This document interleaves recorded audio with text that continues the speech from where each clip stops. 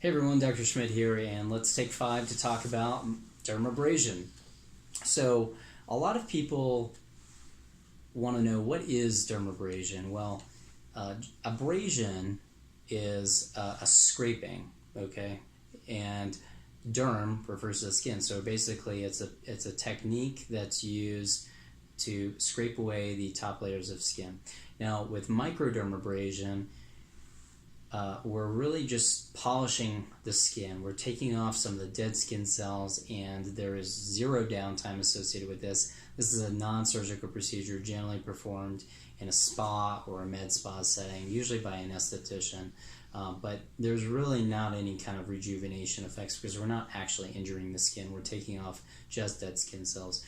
With dermabrasion, we're actually causing a controlled injury. And the reason you don't see it quite as much anymore is because lasers have taken over the scene, and in some sense there can be more control in the right hands. So if you consider what can be done in terms of producing a painting or a work of art, for example, you can have a computer that's programmed to reproduce in a very replicable fashion some work of art, be it a sculpture or a painting that is just sprayed or printed on.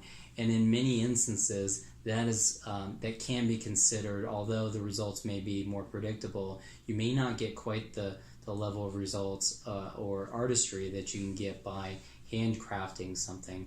And so with a laser, what you do is you punch in the various settings, and it's a tool, but you can, in the right hands, have more predictable results. So it's not saying that one is better, one is worse. They're just different tools. And a lot of people don't know how to, for example, they don't know how to do things manually. And so long division versus, say, using a calculator. That's sort of the difference between dermabrasion and lasers.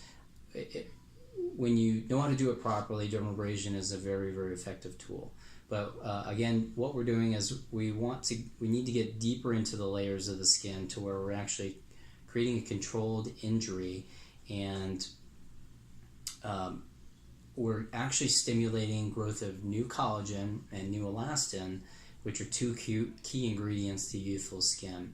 So collagen is what develops, or is what allows some of the toughness and resilience of the skin, and the elastin is one of the proteins that helps, when you stretch skin, keep it nice and tight, and even when it's not being stretched, keeps it from being loose and saggy. So this is effectively a skin tightening procedure.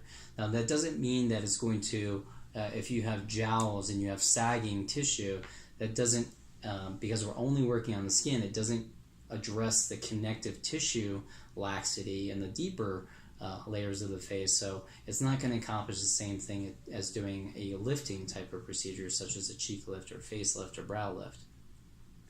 So a lot of people ask, what am I going to look like? What does the skin look like afterwards? Think about when you were younger and you fell off your bike, or your little kid fell off the bike and skinned the elbow or knee. So you have that raw red appearance, and that's essentially what we're doing to the face.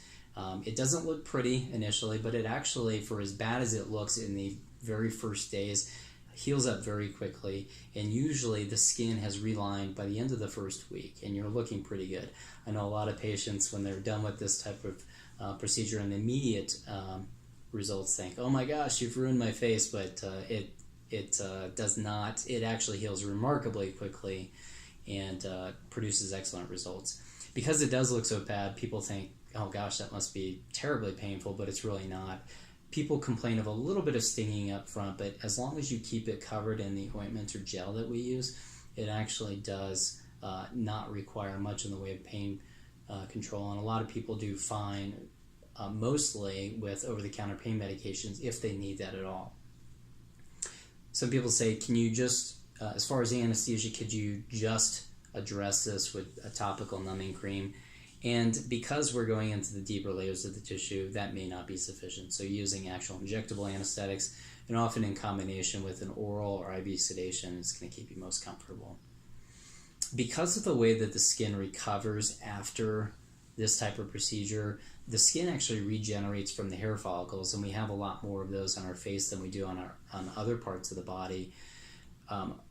For that reason, we really confine doing this type of procedure to the face and don't extend it onto the neck. So, but we do treat